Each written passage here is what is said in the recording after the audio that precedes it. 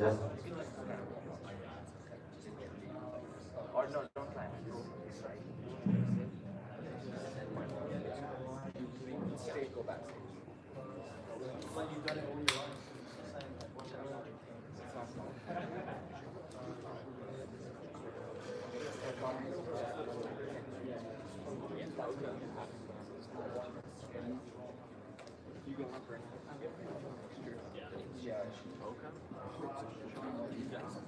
Okay.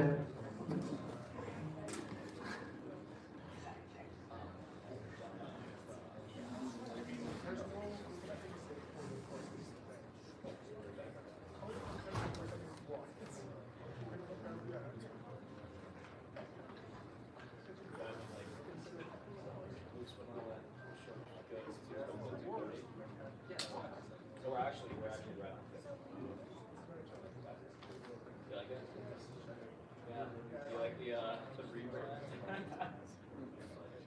Maybe it's yeah, we throw it on.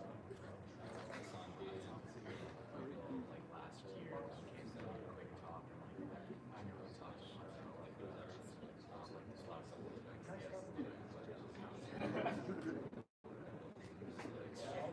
I mean like 90%.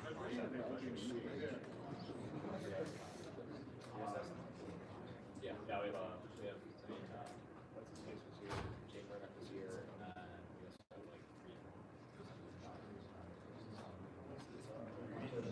Yeah, so we have live stream, we also have entirely so we have the live stream that we'll be able to watch, that's like so we can tune in right now, but the only thing we could, you guys have to catch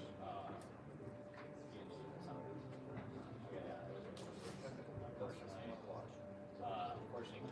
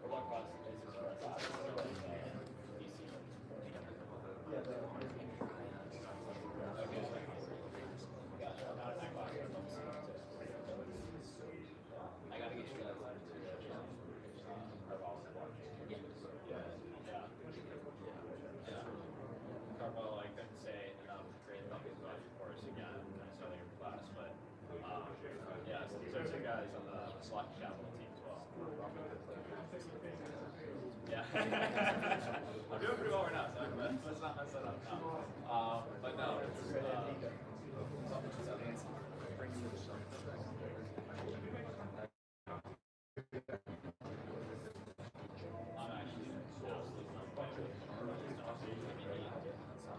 Scratch, it is so, I say like every single class, it's so organized, it's so clean, every single slide, every single like transition has so no, like when I look at those slides, even things that weren't technical, like mine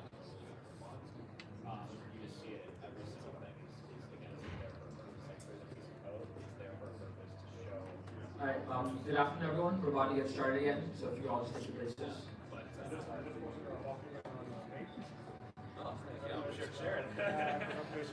So it is my honor to introduce Charlie Lohi. As an entrepreneur and leader of industry-leading companies with nonprofits, experts, Charlie Lohi now serves as the CEO of Opsel, a blockchain digital proof startup, and Unify Project, a high-tech nonprofit with a mission to create a more inclusive economy. Charlie will discuss how blockchain technology holds the potential to improve well-being of humankind, while at the same time expand our economy and drive a greater inclusiveness. Please welcome me in joining Charlie Lohi.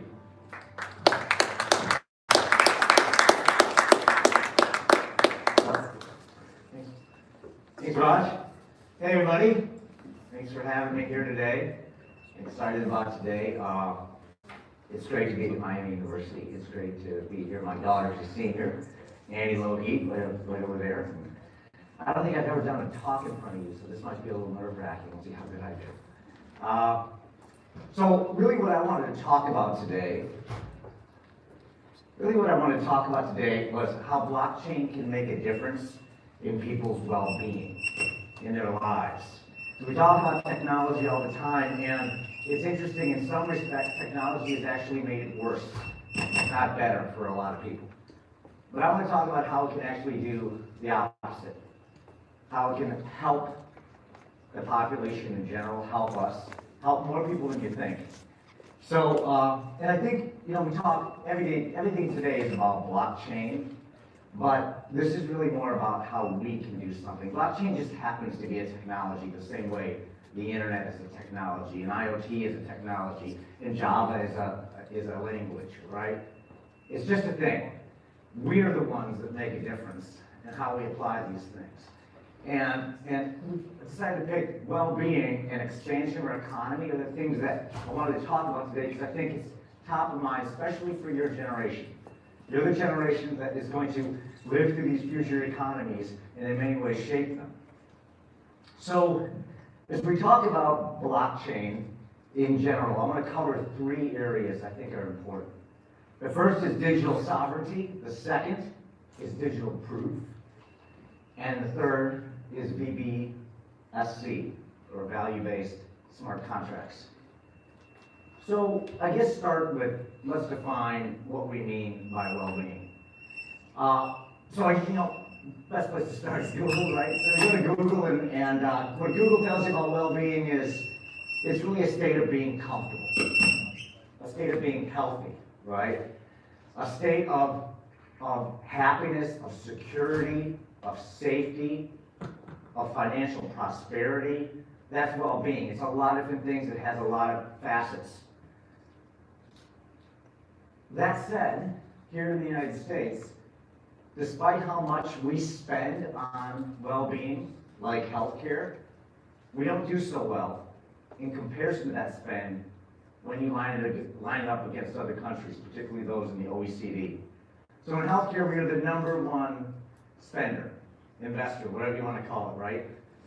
We're 28th in life expectancy. Seems like a disconnect, right? We're 4th in education spend, but we are 20th in reading literacy. Where's the disconnect? We are #1 in charity. We are the world's most charitable, from a financial standpoint, country on the planet, right? Far beyond what everybody else spends. But we are ranked 4th in poverty. That's a number I think a lot of people don't realize.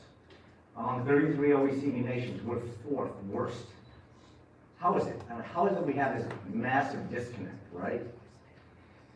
And I think a lot of times when people think about poverty, they think about the folks who are homeless or in the street asking for money, or trying to, recently got kicked out of their home or whatever it might be because they couldn't pay their mortgage. It's more than that. There's a lot of working poor in this country. And again, I mentioned before, to some degree, technology has been a cause of that. If you look at, this is a graph which depicts really 4 key trends over the course of about 40 years. One is labor productivity, one is real GDP, or the actual gross domestic product, another one is private employment, and the last one is median family income. Now there was this point back around mid-80s when up till then, these things were all sort of tracking together. See, they're all kind of going together, right? As we innovated more and brought new technology to bear, we got better and better in our GDP, people made more money, it was great. But right around 1985, technology took over. Not in a bad way, not necessarily a good way, I'm going to be neutral about this, it just did, right? And that was the beginning of robotics. And the inexpensive nature of the microprocessor, Moore's Law, right? And that's when things really started to divert, where we had labor productivity begin to go through the roof, because now we could do so much more with so fewer people. And we had median income actually begin to decline. This bifurcation is a scary thing because in some degree, it represents the erosion of the middle class. I mean, how many folks in here, I know myself, how many folks would you consider your family growing up middle class? Raise your hands. So a good number, right? That's pretty scary that that continues to erode. Well-being, we also know, is about safety. And we talked a lot about this today. Privacy is safety, right? If you feel as though you're being spied on or your information is not being used in your best interests, that threatens your safety. So it's a kind of a big deal. And what's also interesting is that this was just last year's stat. About 30% of U.S. consumers, that's a lot of people, right, were notified that, oops, it looks like some of your private data might have been stolen. We're looking into it. We're trying to figure it out. We see headlines like this every single day, right? It's a big problem. So again, this threatens well-being. So one of the things I want to talk about that blockchain does really well, at least has the potential to do really well, is this concept of digital sovereignty. The concept that you are in control. So you can decide who and when data is shared. Whether that is sharing data with your employer, or sharing data with a merchant, or sharing some data with Facebook, or some social network, or even sharing data at the bar, right? So if you look at, and the other thing I think is really important to note about digital sovereignty, it isn't just about deciding who you want to share data with, it's when you want to turn it off. When you want to flip that switch and say, that person or that entity no longer needs that information, or they only need it for this particular purpose. That's strength. Now, let me use another example, and I think this is important. In addition to being able to say, all right, I only want these individuals to see my data. Sometimes you also want to make sure that they only see the data that they need. We have this TMI issue going on right now, too much information, right? And so, I think everybody in the room has one of these. Some of you might have two, one for the weekends and one not for the weekends. But what's interesting is when you go to a bar and there's a bouncer and they ask you, hey, I want to make sure you're old enough, right? You have to give them this ID, right? And on that ID's got a lot of information. It's got a whole bunch of stuff like your address and whether or not you're an organ donor. Who cares? Right? You're trying to buy a beer, right? You're trying to get in a bar. It tells you your full birth date, which, by the way, can be used to steal your identity. Your home address, think about that. That's kind of scary, right? You don't know who you're giving this thing to. You're telling someone, some stranger, where you live, right? Well, in essence, all you really need to do, all they really need, is to know that you're old enough to consume alcohol in the state of Ohio. They don't need to know that you're 21 in a day, 23, 55. They just need to know that you're over 21. That's the only fact that they need to know. And that is what we call zero knowledge proof, or ZKP. Essentially, and this is something that's going to become more and more important. If you look at all these data breaches that do occur, a lot of times it's on data that you had to give up that really they never needed to see anyways, right? And so ZKP is something that's really important for security and well-being for that matter. And that's why blockchain is pretty good at this, because blockchain does two things really well. The first is key encryption. The idea that I could actually say, okay, I am who I am, I am who I say I am, and I'm only going to give that information to individuals for a period of time for a particular purpose. And when those individuals get that data, they're going to know that it couldn't have been tampered with. They'll be able to see its provenance through the years and know that this is an actual truth. So, on to digital proof. Trust but verify. When we think about digital proof, there's this thing about assertions. I mean, everything throughout history is based on an assertion. Every human relationship, every business agreement is about some type of one individual saying one thing and another confirming it. That could be about an ID, as I just described just now. It could be about a credential, if you're a physician, for instance, or an airplane pilot. It could be about an assertion about whether or not a product was delivered, an assertion about whether or not a service was rendered, or what quality or outcome that service produced. It could be about a part, and to what degree that part is genuine. It could be about an ingredient in a drug, that the ingredient was actually mixed in the mixture level that is necessary and safe. It could be about expense, it could be about loss. There's lots of assertions every day in the media, right? Real news, fake news, foreign invasions, best words. Everyone's always saying some kind of assertion, right? But the reality is assertion is really nothing unless somebody else or some entity proves that to be true. That proof of verification can come from a lot of different places, and sometimes they're somewhat complex. They have to come from more than just one individual. You have some proofs that, for instance, may be permanent, like where you will graduate from college at some point. Short of going back in time in a silver DeLorean and changing time, once you graduated here, there's no reason to ever doubt the fact if it's been validated by the registrar's office. And if you can post that on a blockchain, you should be able to use that digital asset that you belong, that belongs to you, with your digital sovereignty, at any given time prove that you're a graduate of Miami University. One of the problems, again, today in the analog world, in the manual world, is the dilemma that without digital proof, organizations are constantly asking for just a boatload of information they don't need. And many of them are doing the exact same thing. When you apply for a job someday, or if you're a physician applying for a position somewhere, someone's going to call that medical school or this college or whatever, and they're going to verify that you actually went here. And the other job that you applied for, somebody else is going to call the school and say, hey, they go to school here, and so on, and so on, and so on. That is incredibly inefficient. It costs a lot of money. In healthcare, it takes an average of 90 to 120 days to credential a physician. That is a long time. And if you look at healthcare and the limitations and the challenges it has with just not enough people going into healthcare, we don't need to make it any harder to verify who you are, particularly if we can nail it on a blockchain. So if you look at digital proof, there's a lot of things you can do in a lot of different industries. It's virtually every single industry needs digital proof in some way.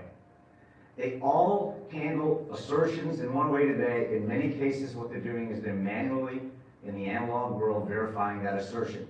I mentioned healthcare for a second ago, but another area within healthcare that's growing is the idea of performance-based, and I'll talk about this in a moment, but performance-based or outcome-based, value-based care, right? You don't want to just know that the care was rendered. You want to know whether or not that care is actually making you a healthier person. Maybe that's what we should be paying for. In financial services, the concept called KYC, or Know Your Customer, is up to about a $20 billion cost for that industry to constantly verify that a customer is applying for a loan, or a corporation that's applying for a certain type of account or brokerage has that right to do so, right? They're running around looking for documents all over the place, and it's costing an enormous amount of money.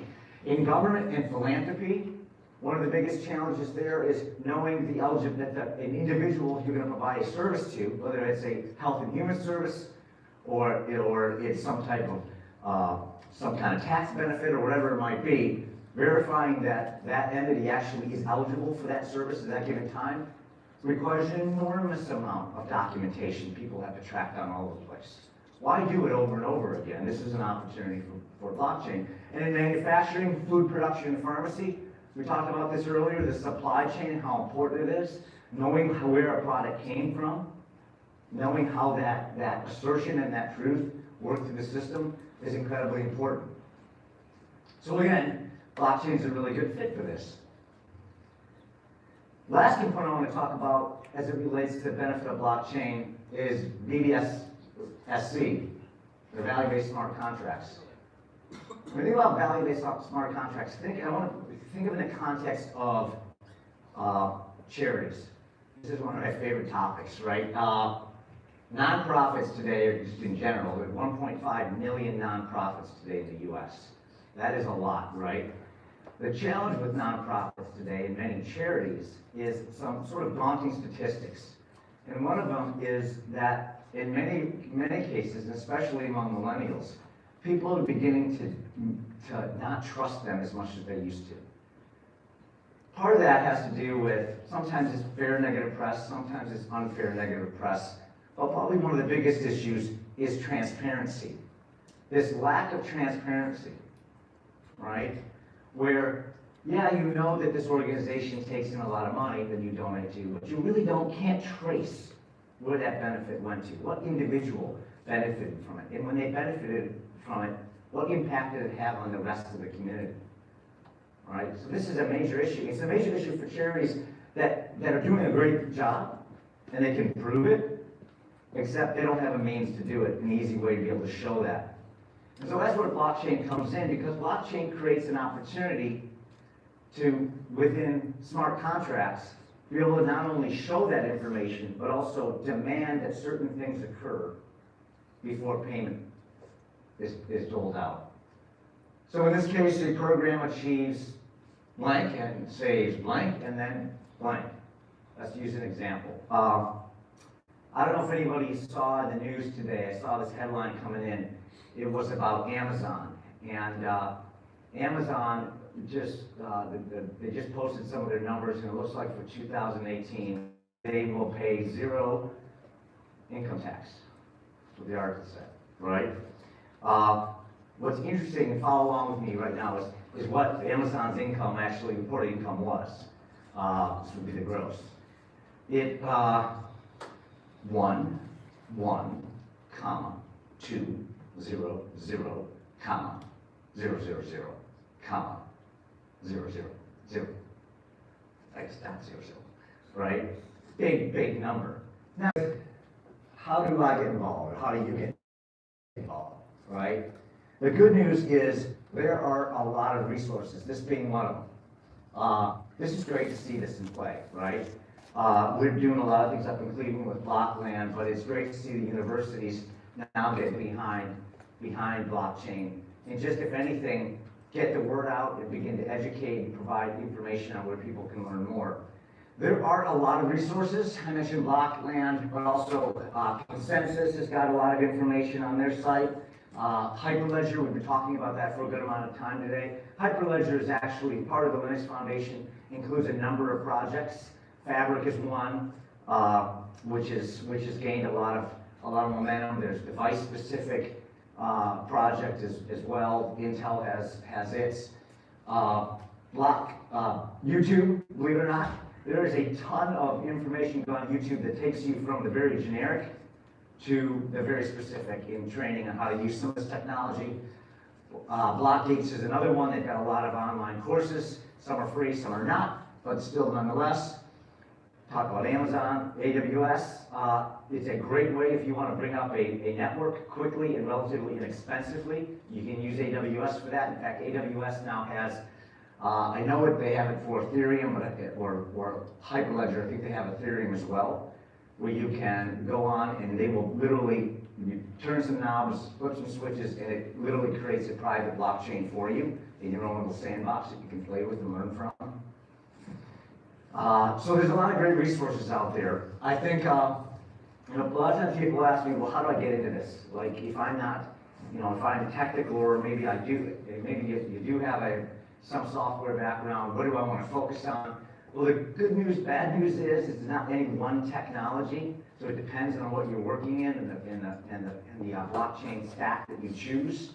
But JavaScript and Solidity are two on the Ethereum side that are very important to know. Java and Go, both on the just on the programming standpoint, but also with Hyperledger is important, C++, Python. So the good news is if you are a CS student and you're getting some of this background, odds are that picking up blockchain is not going to be that hard. And if you're completely new to it, Just pick one of these and you'll find a flavor of blockchain that supports it pretty well. So I'll end with, and I think, again, this is the call out towards really your generation and why you can have such a substantive, important, meaningful impact on well-being. You have the ability to reshape an economy. An economy that's kind of gone off the rails a little bit, as I showed that bifurcation, right, of GDP and productivity and household income. There are things we can use blockchain for to begin to change that direction, change that trajectory. But whatever you wind up doing, just do it because, right? Do it because, and I think the operative word always in the word because is cause. Find a cause, follow it, and you're all really smart. You're here. You wouldn't have got to this school if you weren't smart, and you wouldn't have been committed if you had not come to this today. So just consider the world. They need you, and blockchain and other technologies around it can have a big impact, and it's your oyster. Thanks.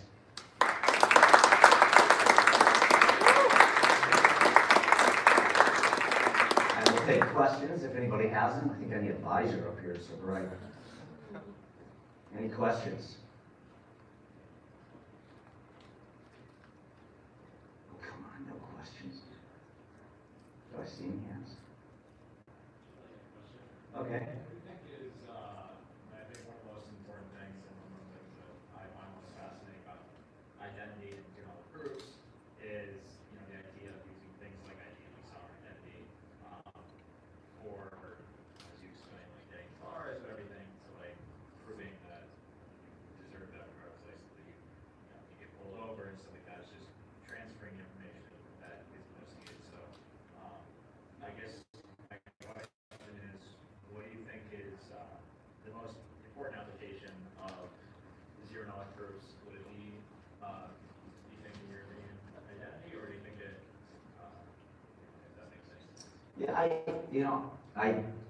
Patrick, I think it's solving the TMI issue. Just too much information. We are sharing way more than we need, and it's dangerous.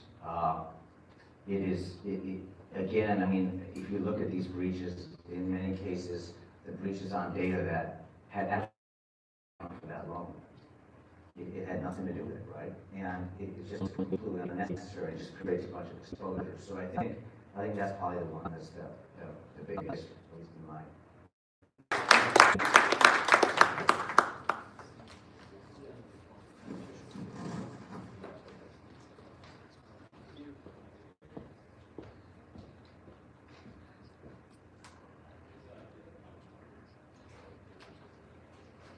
Perfect. So I don't actually have a mic right now, but I'm going to in a second. Our next speakers are Lockheed Capital, which is actually one of the startups from MUBC. It's a crypto hedge fund, essentially. I'll talk a little more about that. Before we get started, I want to state that the winners for this most recent raffle, the Starbucks gift cards, is John Drew. I hope that's the right way to pronounce the last name. I see right there. Perfect. And Alex Bond. Up there, let's go. So if you guys just want to, I tell you what, I'll just come back out there after I run through some of guys, but make sure we're set, ready to go.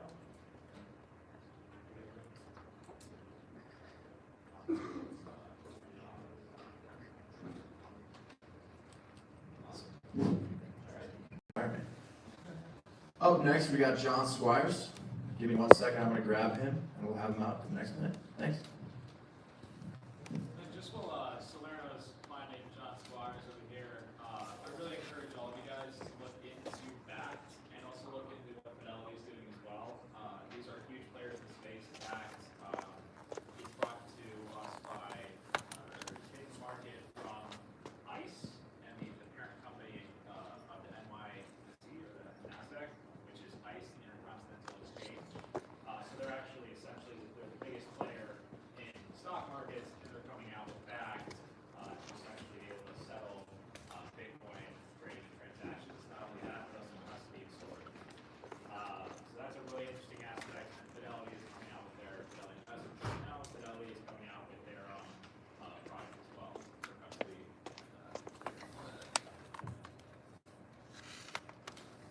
All right, moving on. We have John Squires. John Squires is the lead intellectual property and emerging company practice at the law firm of Dilworth Paxson. Dilworth, you may not know, led the successful appeal effort at the U.S. Supreme Court in the famous civil rights case Brown versus Board of Education, Financial Markets Tech Reg Group, where he testified before the Senate Judiciary and Banking Committees and the Federal Trade Commission on patent reform.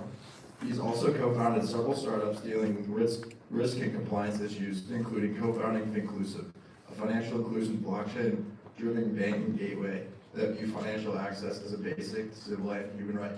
Give it up for John Squires, everybody. Thank you, everybody.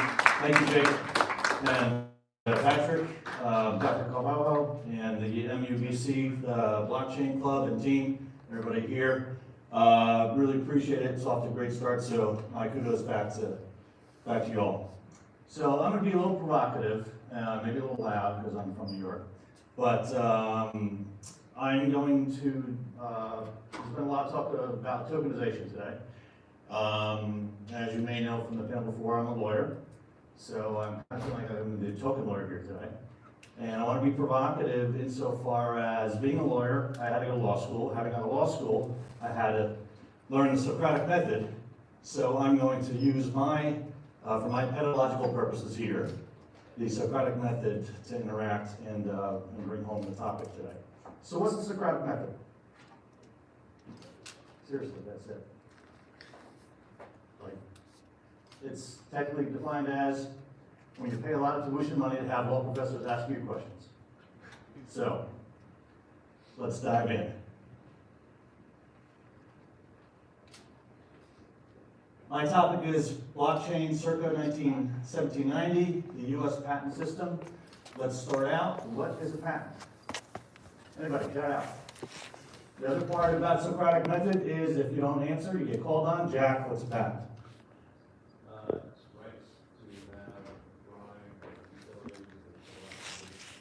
Okay, so actually we find the basis for patents in the U.S. Constitution in Section 1, Article 1, Section 8, Clause 8, and from that, Congress promulgated the first Patent Act in 1790, which provides for inventions, any invention, whoever invents or discovers any new and useful process, machine, manufacture, composition of matter, or any new or useful improvement thereof, you may obtain a